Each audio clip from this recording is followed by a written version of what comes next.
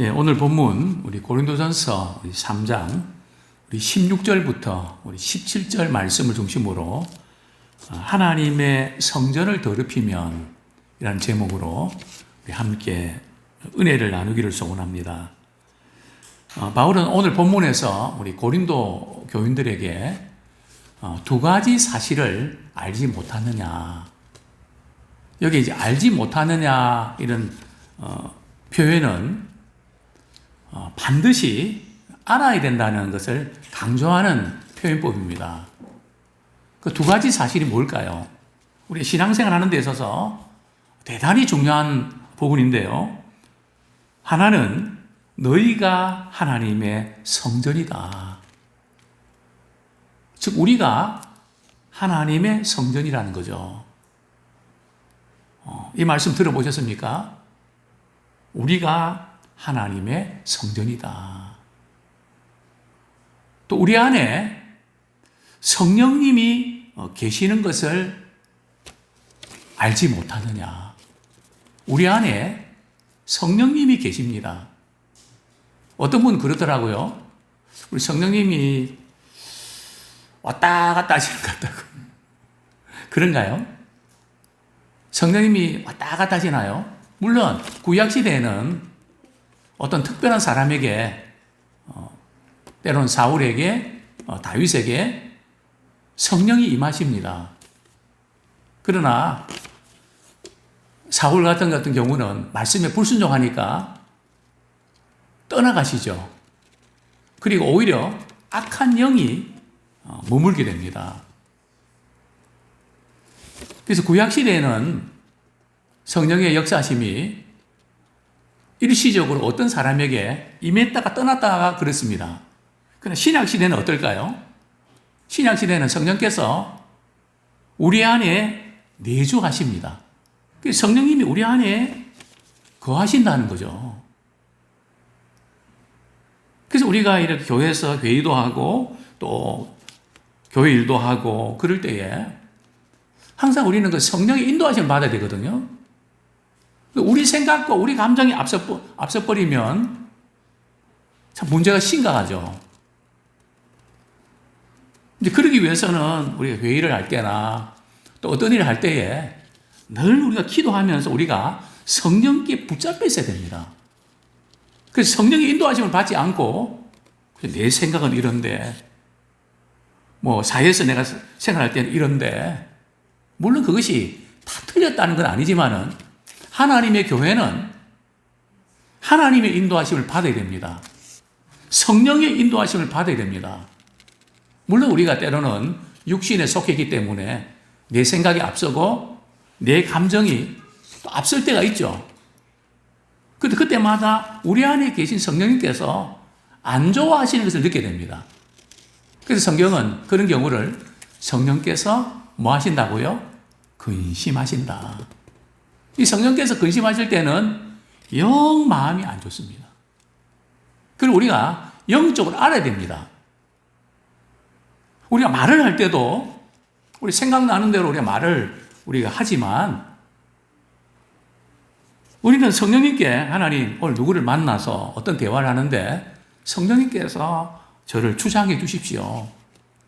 그래서 꼭 필요한 말을 할 수 있도록 유익을 끼치는 말을 할 수 있도록 성령님 도와주십시오. 저는 그동안 상담을 많이 하면서 늘 만날 때마다 기도합니다. 하나님, 오늘 누구 만나는데요? 제가 무슨 말로 그 성도를 도울 수 있겠습니까? 저는 아무것도 알지 못합니다. 성령께서 무슨 말을 해야 될지, 어떻게 말을 해야 될지 가르쳐 주세요. 이렇게 기도하고 이렇게 대화를 나누다 보면 참 생각지 않는 말이 나오는 경우도 있습니다. 설교도 마찬가지고요. 또 우리는 서로 대화할 때도 어떤 때는 막으시는 게 있습니다. 또 우리가 성질 부릴 때도 내 안에 계신 성령님께서 브레이크를 걸 때가 있습니다. 그래서 우리 안에는 성령님이 계시는 것을 알아야 됩니다. 그래서 우리는 매 순간순간 너희 안에 이 마음을 품어라. 너 지금 무슨 마음으로 그 말하는 거지? 너가 지금 주님께 붙잡혀 주님이 기뻐하시는 걸까? 항상 점검하면서 우리 신앙생활이 성령의 인도하심을 받는 우리가 되기를 소원합니다. 자, 첫 번째로 너희가 하나님의 성전이다. 이게 무슨 뜻일까요? 너희가 하나님의 성전이다. 자, 성전이라는 단어가 신약 시대는 두 가지로 사용되고 있는데요. 한 가지는 우리가 잘 아는 대로 예루살렘 성전, 또 그리고 성전 주변 그런 건물들, 그것을 성전이라고 표현합니다. 또 다른 한 가지 표현은 지성소입니다. 지성소는 누구만 들어가죠? 대제사장만 들어가고요. 지성소의 그 의미는 하나님의 임재하심을 상징합니다. 즉 하나님이 거하시는 곳이죠. 오늘 본문에서 너희가 하나님의 성전이다 할 때에 이 성전은 어떤 의미일까요? 어떤 건물의 의미일까요? 그게 아니고 바로 하나님의 임재하시는 곳. 하나님이 어디에 임재하시죠? 성도들의 마음에 임재하시고요. 또 성도들이 모인 예배 시간 그 현장에 그 공동체에 성령님께서 임하십니다. 그래서 오늘 표현에서 너희가 하나님의 성전이다 하는 의미는 개인적으로도 우리 하나님이 거하시는 성전이고요. 또 우리가 공동체적인 교회적인 의미에서도 하나님이 거하시는 성전이라는 그런 의미입니다. 그래서 항상 이것을 우리가 붙잡고 있어야 됩니다. 사람들이 모인 동호회가 아니고요. 뭐 서로 이렇게 이해관계, 서로 모이면 뭐 플러스가 되고 뭐 여러 가지 유익이기 때문에 모인 그런 공동체가 아닙니다. 예수 믿는 사람들이 모인 곳이고 예수 믿는 사람들이 모인 곳에는 성령께서 일하십니다. 그래서 항상 너희는 하나님의 성전이다 하는 이 부분을 우리가 늘 붙들고 살기 원합니다. 예수님께서 이런 말씀하셨죠. 요한복음 2장 19절에 보면 이 성전을 헐라 내가 사흘 동안 일으키리라. 이것 때문에 오해를 받아서 결국 성전 모독죄로 예수님이 십자가에 못 박히지 않습니까? 사실 예수님이 성전을 헐겠다고 말씀하신 건 아니거든요. 너희가 이 성전을 헐라. 즉 이스라엘 백성들의 죄악 때문에 결국 예루살렘이 황폐하게 될 것을 말씀하고 계신 거거든요. 너희들이 이 성전을 헐라. 그러면 내가 사흘 동안 일으키리라. 이게 무슨 뜻일까요? 어떤 성전일까요? 예수님 자신을 가리킨단 말이죠. 예수님 자신이 우리 죄를 위해서 십자가 지시고 장사 지낸 바 되시고 부활하셔서 그를 믿는 사람들은 구원함을 받는, 그래서 하나님의 백성이 되는, 즉 하나님의 백성 가운데 임재하시는 그 성전을 가리킵니다. 근데 당시 사람들은 그 말을 전혀 이해 못했죠. 그러니까 이 성전이라는 것은 예수 믿는 사람, 우리 개개인이 성전이 되길 원합니다. 또 교회가 우리가 또 성전이 되어야 됩니다. 베드로전서 2장 5절 말씀 우리 같이 한번 읽겠습니다. 베드로전서 2장 5절 시작. 너희도 산돌같이 신령한 집으로 세워지고 예수 그리스도로 말미암아 하나님이 기쁘게 받으실 신령한 제사를 드릴 거룩한 제사장이 될지니라. 자, 너희도 산돌같이 신령한 집으로 세워지고, 즉 우리 한 사람 한 사람이 거룩한 집으로, 거룩한 집이 어디입니까? 성전으로 우리가 세워진다는 거죠. 또 우리 예수 믿는 사람들은 어떤 정체성을 가지고 있는가 하면 하나님이 기쁘게 받으실 신령한 제사를 드릴 거룩한 제사장이 된다는 거죠. 목회자뿐만 아니라 선교사들뿐만 아니라 우리 예수 믿는 모든 사람들은 우리 하나님을 기쁘시게 하는 그런 예배를 드리는 거룩한 제사장입니다. 이걸 우리가 잊지 말아야 됩니다. 우리 그저 오늘도 그저 예배에 한번 참석해주고 예배 드려주는 그 정도가 아니고요. 우리 자신이 성전이고 하나님의 임재하심을 경험하게 되는 것입니다. 우리 고린도후서 6장 16절, 17절 우리 같이 한번 읽겠습니다. 고린도후서 6장 16절, 17절 시작. 우리는 살아계신 하나님의 성전이라. 고린도후서 6장 16절, 17절 한번 같이 읽겠습니다.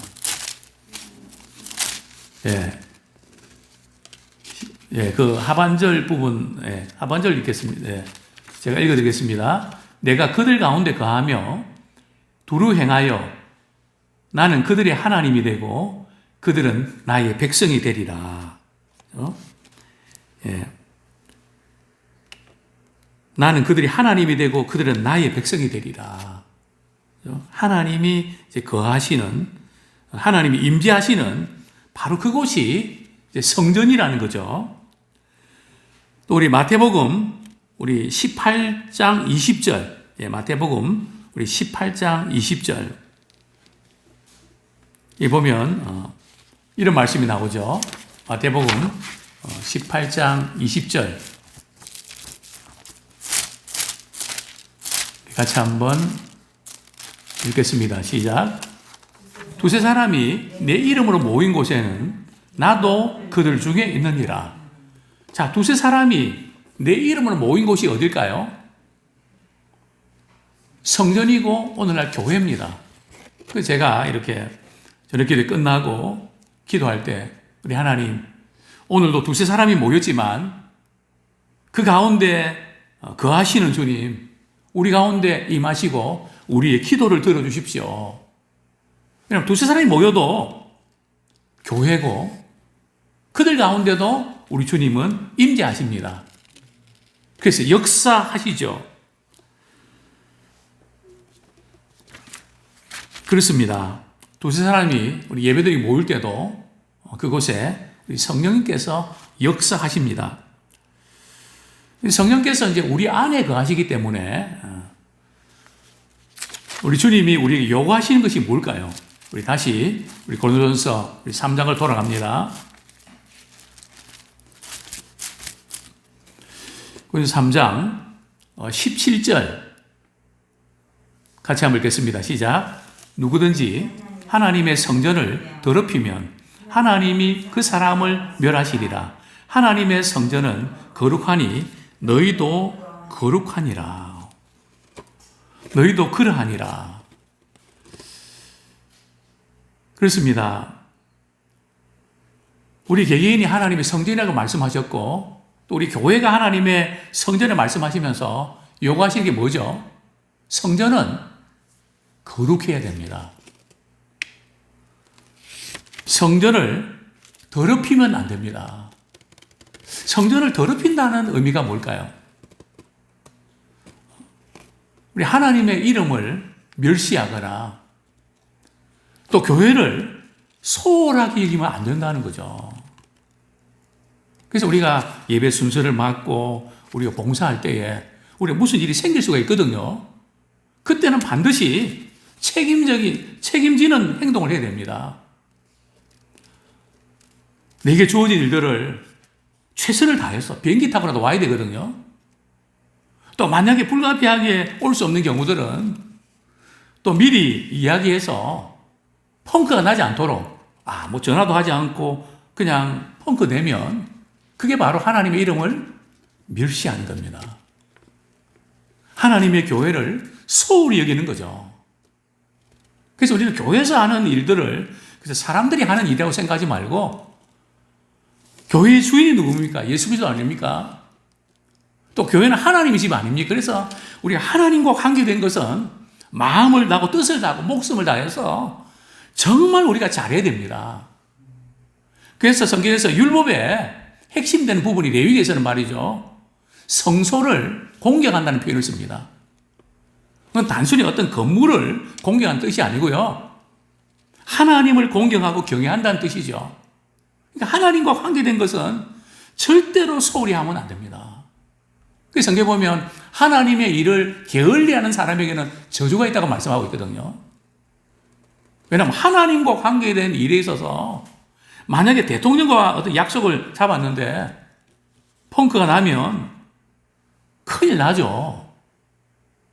만왕의 왕이신 우리 하나님과 우리는 예배를 통해서 만나고 또 약속을 맺은 겁니다. 그래서 우리는 하나님의 성전을 더럽히면 안 됩니다. 예수님 당시에 종교적 지도자들이 예루살렘 성전을 더럽혔습니다. 어떻게 더럽혔는가 하면 성전을 강도의 소굴로 만들었습니다. 이권 관계로 자기의 이익을 취하고 자신의 어떤 명예를 위해서 자신의 유익을 위해서 교회를 이용을 했습니다. 얼마나 예수님께서 화가 나셨던지 채찍을 들고 말이죠. 휘두르시면서 돈을 이렇게 얹어놨던 상을 엎으시고 말이죠. 비둘기 파는 사람 비둘기 다 날려버리고 말이죠. 하나님의 성전은 기도하는 집인데 왜 강도의 소굴로 만드냐. 그러면서 예수님께서는 예루살렘의 멸망을, 심판을 예고하시죠. 다른 것보다 성전을 멸시하는, 예수님은 성전에 대해서 참 하나님의 열심히 나를 삼겠다고 하실 만큼 성전을 사랑하셨습니다. 그래서 이 성전을 더럽히는 이것은 하나님께서 멸하신다. 또 성전을 더럽힌다는 의미가 뭘까요? 그것은 바로 우리 예배 드리는 것을 방해하는 것을 말합니다. 하나님의 일을 하는 것을 막는 것을 말합니다. 그게 굉장히 무서운 죄악입니다.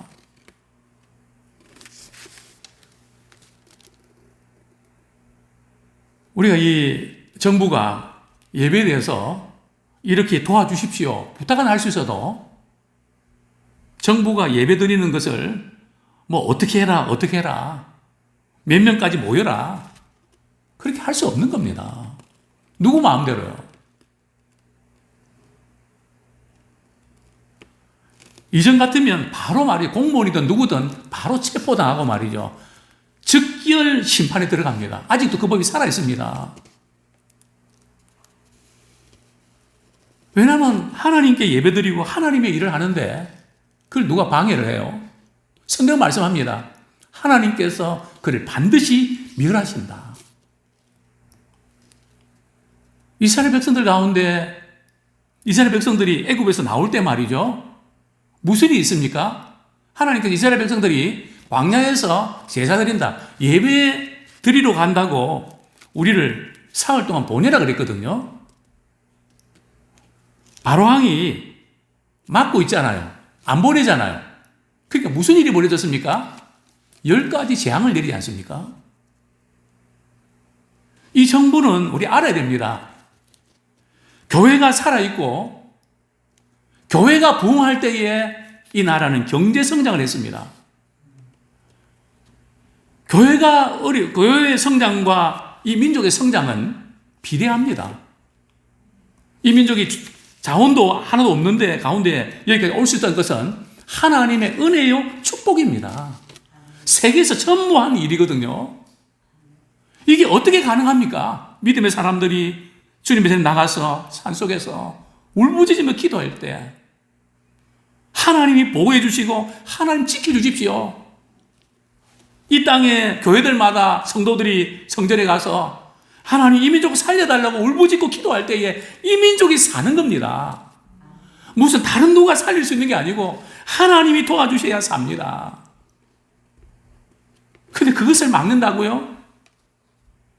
이게 얼마나 무서운 일이고 얼마나 민족의 불행인지 아십니까? 그럼 미국은 압니다. 어리고 힘들 때 성도들이 나가서 기도해야 나라가 산다고. 근데 지금 이것을 점점 잃어가는 오늘의 모습 볼 때 너무나 안타깝습니다. 우리 나라가 걱정이 됩니다. 그러나 그 가운데서도 믿음의 사람들이 울부짖으며 기도하기 때문에 이 민족은 다시 일어납니다. 하나님께서 믿음의 사람들을 통해서 역사하실 때 그 주변의 사람들이 복을 받게 되어 있는 것입니다. 하나님의 성전을 더럽히면 하나님이 그 사람을 멸하시리라. 제 말이 아니고 하나님의 말씀입니다. 구약시대에 우리 레위기 우리 15장 31절에 보면 어떤 일이 일어납니까? 모세 율법에 의하면 성전을 더럽히면 사형을 당합니다. 또 민수기 19장 20절에 보면 이스라엘 백성의 공동체로부터 축출당합니다. 정말 우리가 하나님께 예배하고 하나님을 섬기는 그 일은 너무나 중요합니다. 저 북한을 보십시오. 예배드리지 못하고 기독교를 탄압하고 죽이고 실상이 어떻습니까? 지금 아우성 아닙니까? 식량난에 거두고 있지 않습니까? 북한과 남한의 차이점이 뭡니까? 믿음의 사람들이 기도하고 똑같은 땅덩어리인데 왜 거기는 기근 때문에 너무너무 고생합니까? 가까운 거리인데 비행기로 10분 거리인데요. 왜 이 민족은 하나님께서 복을 주십니까? 하나님을 섬기니까요. 그 차이밖에 없습니다. 신약시대에 우리 하나님의 성령이 거하시는 성도들과 공동체를 더럽히는 죄는 더욱 심각합니다. 엄정하게 보응하시거든요. 그래서 이 교회는 사람들이 모인 것 같지만 그렇지 않습니다. 보이지 않는 그곳에 하나님이 계십니다. 성령님이 일하십니다. 물론 악한 영도 우리를 삼키려고 우리를 늘 미혹하죠. 그러나 교회는 성령이 거하시는 전이고 하나님이 거하시는 전입니다. 그렇기 때문에 우리가 성전을 더럽히는 자는 하나님을 대항하는 무서운 죄악입니다. 하나님의 성전을 귀하게 여기고 성도들이 교회를 사랑할 때에 하나님께서 그 나라에 복을 주십니다. 하나님 다른 것 때문에 복을 주시는 게 아니거든요. 믿음의 사람들이 하나님을 섬기고 주님을 사랑할 때 바로 믿음의 사람들 덕분에 하나님께서 그 나라에 복을 주시는 겁니다. 왜 지금 사도 바울은 고린도 교회에 하나님의 성전을 더럽히면 하나님이 그 사람을 반드시 멸하신다는 얼마나 강한 표현입니까? 왜 이런 표현을 썼을까요? 고린도 교회는 지도자를 중심으로 해서 분쟁이 있었습니다. 나는 누구 설교가 마음에 들고 나는 누구 파고 아볼로 파고 게바 파고 바울 파고 성령이 거하시는데 왜 육신적으로 움직이냐? 왜 육에 속한 자처럼 서로 시기하고 질투하냐? 그 죄악이 무서운 것을 깨닫고 돌이키기를 원했던 것입니다. 그렇습니다. 교회도 그렇지만 우리 개개인도 내가 성령의 소욕을 쫓아 사는가, 육신의 소욕을 쫓아 사는가, 이것을 점검하셔야 됩니다. 이 두 가지는 늘 싸우고 있습니다. 우리 갈라디아서 5장 19절부터 21절 말씀. 갈라디아서 5장 19절부터 21절 말씀 제가 읽어드립니다.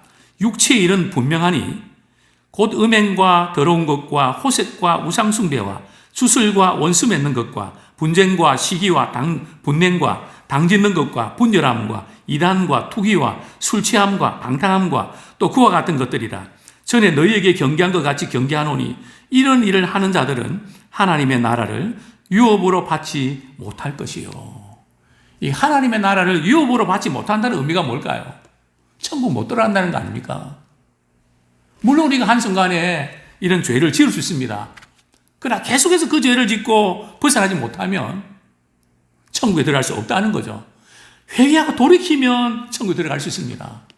그래서 우리는 이 육에 속한 이 혈기나 분내고 이런 것들 정말 이것을 우리 스스로는 다스릴 수 없습니다. 그래서 기도하면서 성령님 나의 육신의 혈기를 다스려 주십시오.